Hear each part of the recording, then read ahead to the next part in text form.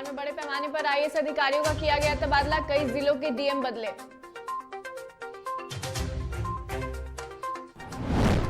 बिहार में 3 जनवरी से बच्चों को लगेगा कोरोना का टीका, स्वास्थ्य विभाग ने टीकाकरण को लेकर जारी किया गाइडलाइंस। मुंबई दिल्ली फिर बना कोरोना का हॉटस्पॉट, राजधानी में आए 1313 नए मामले तो मुंबई में 3671 लोग हुए संक्रमित। और डीटीवी भारत के सम्मान की खूब हुई तारीफ, तो कार्यक्रम में शिरकत करने पहुंचे स्वास्थ्य मंत्री और पंचायती राज मंत्री ने कई कार्यक्रमों को सराहा। नमस्कार, आप देख रहे हैं डीटीवी भारत और मैं हूं आपके साथ एकता। चलिए बुलेटिन की शुरुआत करेंगे और रुख करेंगे खबरों की ओर, जहां राज्य सरकार में आज बड़े पैमाने पर अधिकारियों का तबादला किया गया है। इसमें कई जिलों के डीएम को बदल दिया गया है। वहीं सरकार ने दरभंगा, गया, नालंदा, समस्तीपुर, सुपौल समेत कई जिलों के डीएम का तबादला कर दिया है। वहीं सरकार ने 29 सीनियर आईपीएस अधिकारियों के ट्रांसफर की नई सूची भी जारी कर दी है। तो आपको बता दें कि बिहार सरकार ने गुरुवार को ये बड़ा प्रशासनिक फेरबदल किया है, जहां समाज कल्याण विभाग के अपर मुख्य सचिव अतुल कुमार को विकास आयुक्त की जिम्मेदारी दी गई है। वहीं तीनों विभागों के मुखिया और नालंदा, गया, दरभंगा, सुपौल और सहरसा के डीएम समेत कुल 27 आईएएस अधिकारियों का तबादला हुआ है। वहीं इसके अलावा भारतीय पुलिस सेवा यानी आईपीएस के 23 अफसरों का भी तबादला हुआ है और 3 को अतिरिक्त प्रभार भी दिया गया है। वहीं शासन के जारी आदेश के अनुसार गृह विभाग के अपर मुख्य सचिव चैतन्य प्रसाद की निगरानी में विभाग की अतिरिक्त प्रभार को सौंपा गया है, जहां मुख्यमंत्री के प्रधान सचिव चंचल कुमार को भी बिहार लोक प्रशासन एवं ग्रामीण विकास संस्थान के महानिर्देशक का पदभार सौंपा गया है।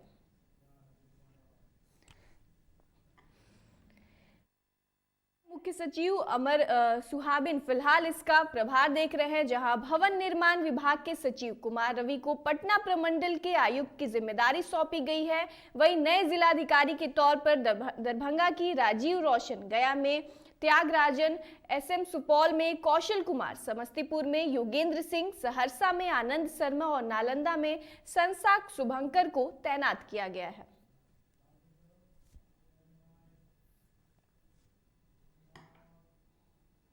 चलिए रुक कर ले अगली खबर की ओर, जहां देश में तीसरी लहर की दस्तक हो चुकी है और इसे देखते हुए अब बच्चों को भी कोरोना का टीका लगाया जाएगा, जहां प्रधानमंत्री मोदी ने इसका ऐलान भी किया है।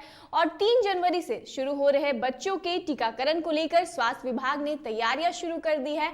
वहीं बिहार में भी इसे लेकर तैयारियां तेज हो गई है, जहां बिहार स्वास्थ्य विभाग ने बच्चों के टीकाकरण को लेकर गाइडलाइंस जारी कर दिया है। इसके लिए सभी जिलाधिकारियों को तैयारियों का निर्देश दिया गया है। वहीं टीकाकरण के लिए विद्यालय के एक शिक्षक को नोडल पदाधिकारी बनाया गया है, जहां पहला डोज लगने के 28 दिन बाद फिर दूसरा डोज दिया जाएगा।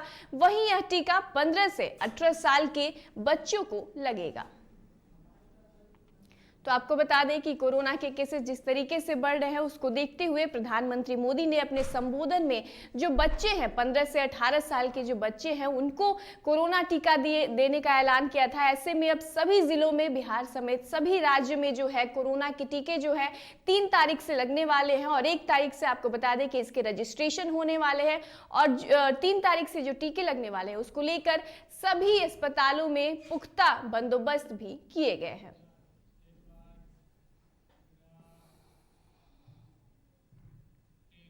वहीं बाढ़ में कोरोना की तीसरी लहर की शुरुआत के आसार देखने लगे हैं, जहां कोविड-19 जांच में कल एक व्यक्ति कोरोना पॉजिटिव पाया गया है। वहीं आज दूसरे दिन भी एक की रिपोर्ट पॉजिटिव आने के बाद यह शंका प्रबल होती जा रही है। हालांकि अनुमंडल अस्पताल प्रशासन द्वारा इससे निपटने के लिए तमाम कवायद पूरे कर लिए गए हैं। वहीं 48 बेड के आइसोलेशन सेंटर को 18 ऑक्सीजन कॉन्सेंट्रेटर के साथ तैयार रखा गया है, जबकि राज्य स्वास्थ्य समिति द्वारा ऑक्सीजन प्लांट को भी चालू कर लिया गया है, जिसके द्वारा 65 बेड पर पाइप के द्वारा 24 घंटे ऑक्सीजन आपूर्ति की व्यवस्था सुनिश्चित कर ली गई है।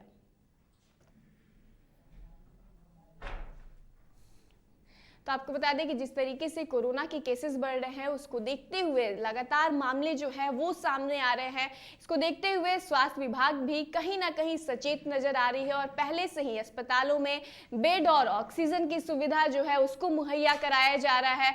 और कहीं ना कहीं कोरोना के केसेस जो है लगातार सामने आ रहा है, जिसको लेकर बिहार सरकार समेत केंद्र सरकार भी कहीं ना कहीं पूरी तरीके से सचेत हो गई है। और इंतजाम हर पैमाने पर इंतजाम जो किया जा रहा है, साथ ही जितने भी स्वास्थ्य कर्मी हैं वो लगातार अस्पतालों का जायजा कर रहे हैं कि किस तरीके से व्यवस्था जो है उसको मुहैया कराया जाए और किस तरीके से कोरोना के केसेस को बढ़ने से रोका जा सकता है।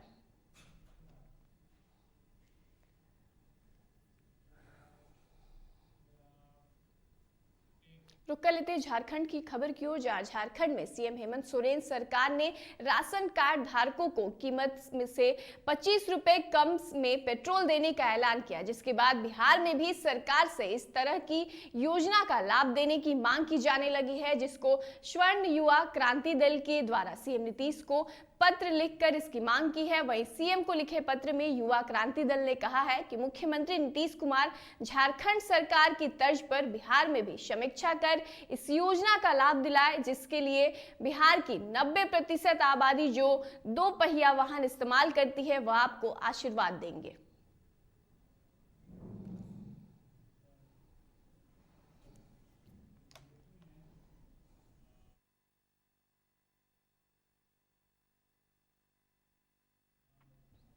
चलिए यहाँ रुक कर लेते हैं एक बड़ी खबर की। तो बड़ी खबर इस वक्त सामने आ रही है, पटना से बड़ी खबर आ रही है, जहां बिहार में कोरोना के नए वेरिएंट ओमिक्रॉन की एंट्री हो चुकी है। तो ये बड़ी खबर आपको बता रहे हैं बिहार से, जहां पटना का युवक ओमिक्रॉन का पहला मरीज मिला है। तो ये बड़ी खबर आपको बता रहे हैं, जहां अलर्ट पर जिला प्रशासन। तो ये बड़ी खबर आपको बता रहे हैं, डीएम के सर्विलांस टीम का गठन करने का दिया ऐलान। तो ये बड़ी खबर आपको बता रहे हैं, जहां कॉन्ट्रैक्ट ट्रेसिंग का शुरू होगा काम, डीएम ने ये आदेश दिया। तो आपको बता दें कि बिहार की राजधानी पटना में ओमिक्रॉन का पहला मामला मिला है। तो ये बड़ी खबर आपको बता रहे हैं, जहां बिहार में कोरोना के नए वेरिएंट ओमिक्रॉन की एंट्री हो चुकी है। तो ये बड़ी खबर आपको बता रहे हैं, जहां पटना का युवक मिला है ओमिक्रॉन का पहला मरीज। चलिए इस खबर पर ज्यादा जानकारी के लिए हमारे संवाददाता उत्कर्ष हमारे साथ जुड़ चुके हैं। तो उत्कर्ष, पटना में ओमिक्रॉन का पहला मरीज की पुष्टि हुई है। जी बिल्कुल, जो कोरोना का संक्रमण है वो बढ़ते जा रहा है। बीते दिन की बात करें तो कोरोना संक्रमित मरीजों की संख्या भी जो है बिहार में बढ़ रही है और पिछले 5 दिनों से लगातार इसके तादाद जो है वो बढ़ते जा रहे हैं। और कल शाम जब बिहार में ओमिक्रॉन का पहला मरीज मिला है तो कहीं ना कहीं स्वास्थ्य विभाग और स्वास्थ्य विभाग के तमाम उन महकमों में खलबली मच गई है कि पहला ओमिक्रॉन मरीज मिला है और ये 26 वर्षीय युवक है था।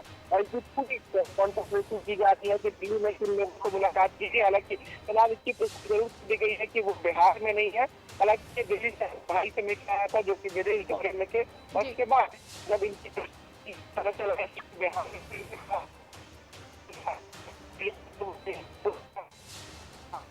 अलग अलग जगहों पर कॉन्टैक्ट ट्रेसिंग की जा रही है। साथ ही साथ जिलाधिकारी जो है चंद्रशेखर सिंह, उन्होंने भी बयान दे दिया और कह दिया है कि बिहार के स्वास्थ्य विभाग में हेड जारी कर दिया गया है और आज सुबह से ही तमाम लोगों का कॉन्टैक्ट ट्रेसिंग शुरू कर दिया जाएगा।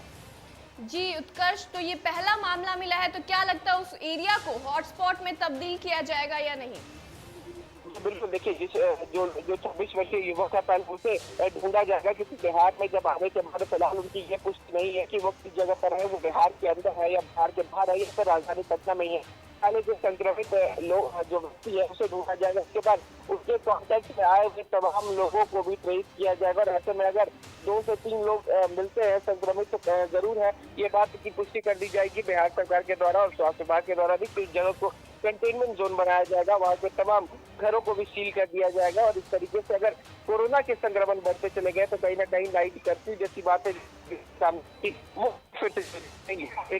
जी चलिए, बहुत बहुत शुक्रिया तमाम जानकारी के लिए। तो आपको बता दें कि बिहार में कोरोना के नए वेरिएंट ओमिक्रॉन की एंट्री हो चुकी है और बिहार की राजधानी पटना में 26 वर्ष का युवक ओमिक्रॉन का पहला मरीज की कोरोना की माफ कीजिएगा ओमिक्रॉन की पुष्टि की गई है।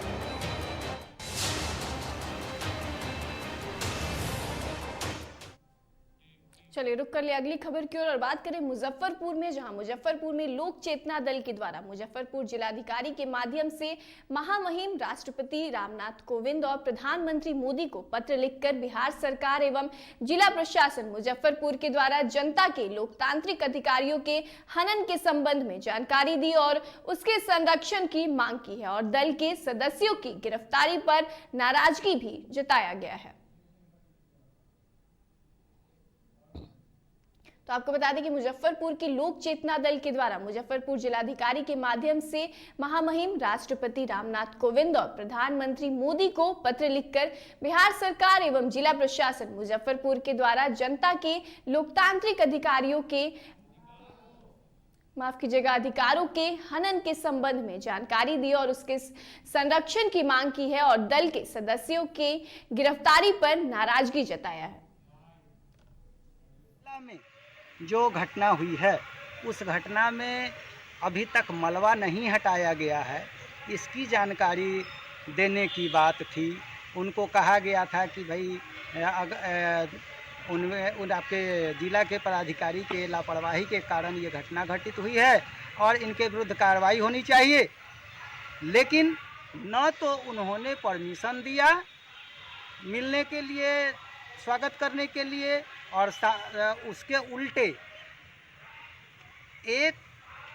एक बजे के लगभग में रात्रि में ही मुझे मेरे घर से उठा लिया गया तथा लोक चेतना दल के प्रदेश संगठन सचिव श्रीमती धनवंती देवी को धरना स्थल से उठा। दरभंगा में, जहां दरभंगा में बिजली दर कम करने दिल्ली पंजाब की तरह बिहार के गरीबों को 100 यूनिट तक मुफ्त में बिजली देने सहित कई मांगों को लेकर भाकपा माले ने विद्युत अधीक्षण अभियंता कार्यालय के समक्ष प्रदर्शन किया गया। वहीं भाकपा माले के राज्य कमेटी सदस्य अभिषेक कुमार ने कहा कि नीति आयोग की रिपोर्ट में बिहार सबसे गरीब राज्य के रूप में दर्ज है और दिल्ली पंजाब के तुलना में बिहार के लोगों की आमदनी 10 गुना कम है, लेकिन बिहार के लोगों को उन जगहों से महंगा बिजली दिया जा रहा है। फर्जी बिल वापस लो, वापस लो, वापस लो, फर्जी बिल वापस लो, वापस लो, वापस लो, 200 यूनिट बिजली माफ करो, जिंदाबाद, जिंदाबाद, जिंदाबाद।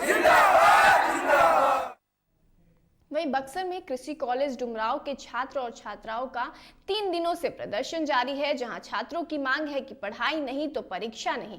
वहीं अगली कक्षा में प्रमोट करने की छात्र लगातार मांग कर रहे हैं, जहां छात्रों का कहना है कि उनकी मांग का कारण है कि पिछले 2 माह से प्राध्यापकों की हड़ताल, जिसकी वजह से उनकी पढ़ाई बाधित है और छात्रों ने कहा कि जब तक उनकी मांग पूरी नहीं होती तब तक प्रदर्शन जारी रहेगा।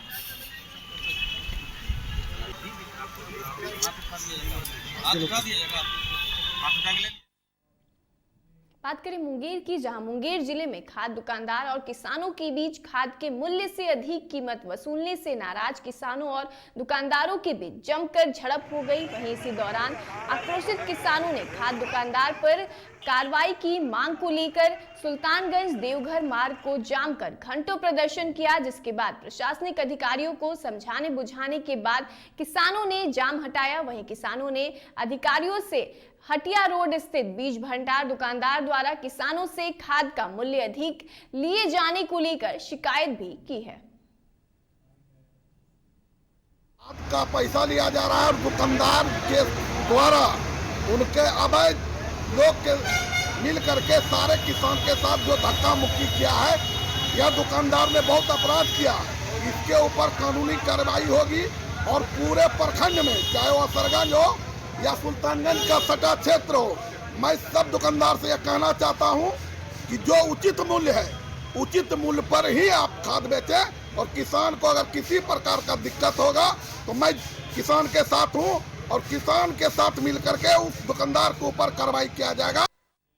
वहीं सासाराम में आयोजित 2 दिवसीय कृषि मेला सह उद्यान प्रदर्शनी का उद्घाटन दीप प्रज्वलित कर डीएम धर्मेंद्र कुमार ने किया, जहां 2 दिवसीय कृषि मेला सह उद्यान प्रदर्शनी में पहुंचे किसानों को उन्नत खेती के संबंध में कृषि वैज्ञानिक ने जानकारी दी। वहीं रोहतास जिला कृषि पदाधिकारी संजय नाथ तिवारी ने कहा कि प्रदर्शनी में किसान ने एक से बढ़कर एक प्रदर्शनी लगाई। वहीं कार्यक्रम में मुख्य रूप से कृषि समन्वयक दीपक कुमार सिंह और कई लोग मौजूद रहे। वहीं नुक्कड़ नाटक के माध्यम से जल जीवन हरियाली मिट्टी जांच उत्पाद को लेकर भी जागरूक किया गया।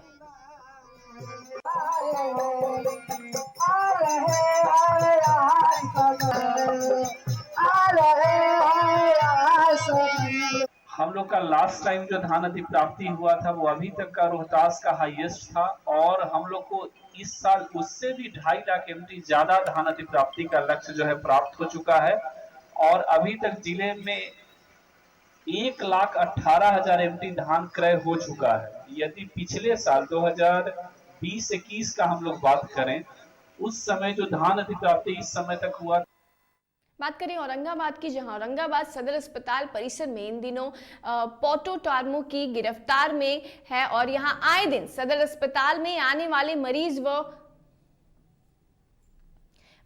उनके परिजनों के पर्स काटे जा रहे हैं। वहीं गुरुवार को दवा काउंटर पर दवा लेने के लिए खड़ी 2 महिलाओं का चोरों ने पर्स काट लिया और उसमें रखे पैसे और मोबाइल लेकर आसानी से चलते बने। वहीं इधर लगातार हो रही इस तरह की घटना के बाद सुरक्षा व्यवस्था पर सवालिया निशान खड़ा हो रहा है।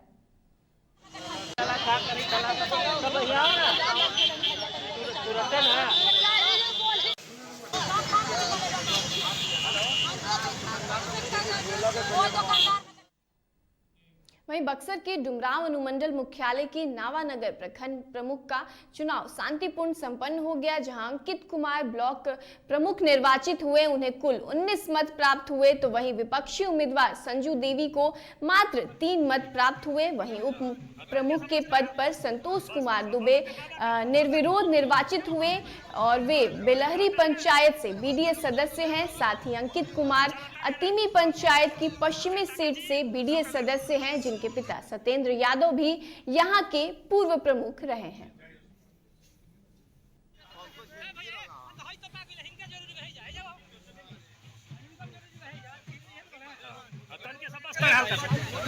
बता दें कि बक्सर के डुमरांव अनुमंडल मुख्यालय के नावानगर प्रखंड प्रमुख का चुनाव शांतिपूर्ण संपन्न हो गया, जहां अंकित कुमार ब्लॉक प्रमुख निर्वाचित हुए।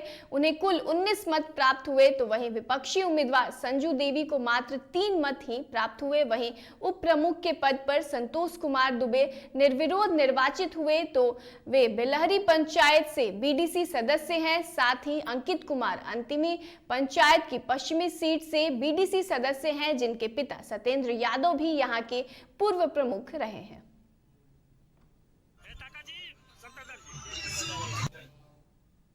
वहीं सिवान के महाराजागंज थाना परिसर में प्रशिक्षु दरोगा व उसकी प्रेमिका की शादी हुई। वहीं यह विवाह बाबा थानेश्वर नाथ मंदिर में वैदिक मंत्रोच्चारण के साथ हुआ। वहीं बताया जा रहा है कि जीबी नगर थाने में तैनात प्रशिक्षु दरोगा राहुल भारती और उसकी प्रेमिका गया निवासी तब्बू कई सालों से एक दूसरे से प्रेम करते थे, लेकिन घर वाले इस प्यार के खिलाफ थे, जिसके बाद दोनों ने अधिकारियों की जानकारी के बाद शादी रचा ली।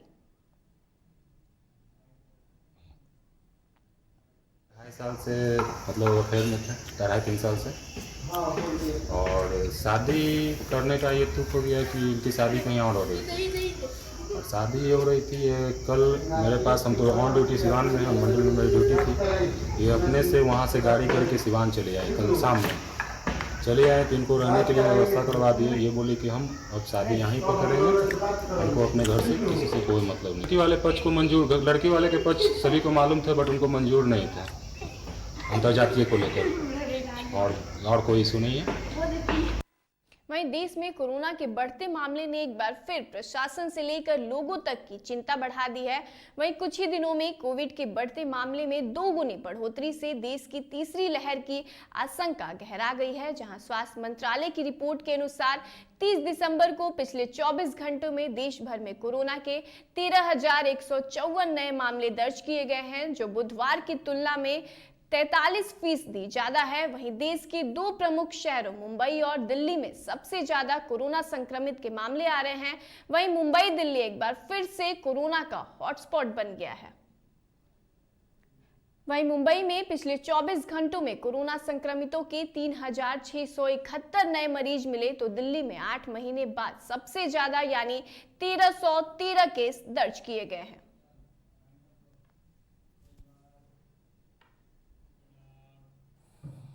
चलिए अभी के इस बुलेटिन में बस इतना ही। मुझे दीजिए इजाजत और आप देखते रहिए DTV भारत। नमस्कार।